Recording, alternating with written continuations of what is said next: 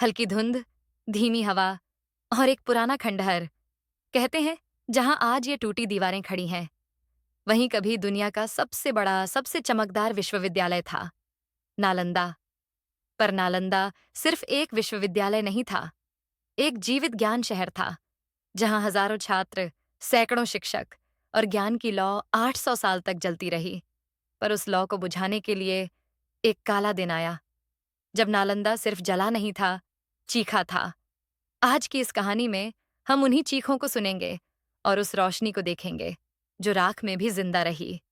ज्ञान नगरी का जन्म, साल 5वीं शताब्दी, गुप्त साम्राज्य का स्वर्ण युग।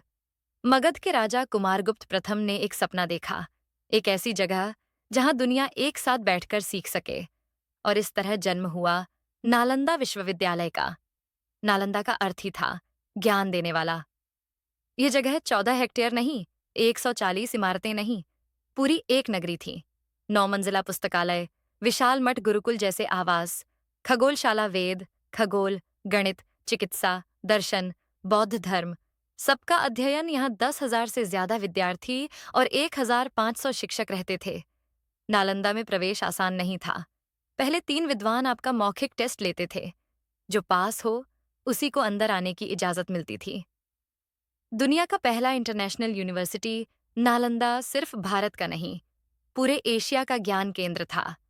चीन से ह्वेनसांग, जापान से कोबायाशी, कोरिया, तिब्बत, श्रीलंका, हर जगह से लोग आते थे। एक विदेश यात्री ने लिखा, नालंदा में विद्वानों की बातें सुनकर मेरे कान थक गए, पर उनकी बातें खत्म नहीं हुईं। 800 साल तक नालंदा ने अंधेरे को रोशनी दी, पर 1193 में इतिहास का सबसे दर्दनाक अध्याय शुरू हुआ। तुर्क आक्रमणकारी बख्तियार खिलजी ने नालंदा पर हमला कर दिया। क्यों?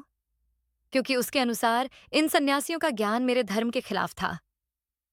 उसने लाखों किताबें, हजारों स्क्रॉल और सैकड़ों वर्षों की मेहनत को एक ही दिन में आग लगा दी। कहा जाता है नालंदा का पुस्तकालय 3 महीने तक जलता रहा। आकाश काला हो गया था, धुआं गांवों तक फैल गया था। विद्वान भागे नहीं, कई किताबों को बचाते बचाते जान दे बैठे। एक तिब्बती ग्रंथ में लिखा है, ज्ञान रोया था जब नालंदा जला था, जो राख से भी नहीं मरा। नालंदा के जलने के बाद दुनिया ने सोचा, अब ज्ञान का दीप बुझ चुका। पर ज्ञान कभी नहीं मरता। कुछ बचे हुए भिक्षु किताबों के टुकड़ों को लेकर तिब्बत चले गए। वहीं से बौद्ध धर्म का ज्ञान दुनिया में फैलता गया। कई विद्वान कहने लगे, नालंदा भले टूट गया, पर उसकी आत्मा दुनिया में घूमती रही। 750 साल बाद भारत सरकार और कई देशों ने मिलकर एक सपना देखा, चलो नालंदा की लौ फिर से जलाते हैं।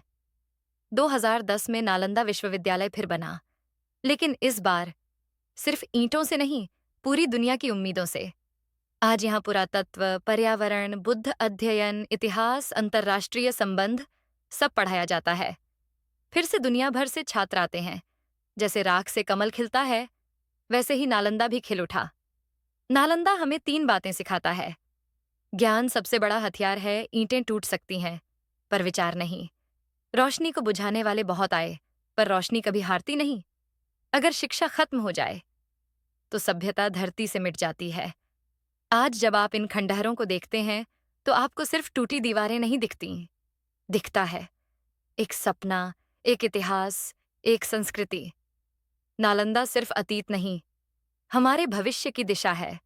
और शायद इसलिए हर ईंट, हर पत्थर धीरे से फुसफुसाता है, ज्ञान को कभी मत जलने देना।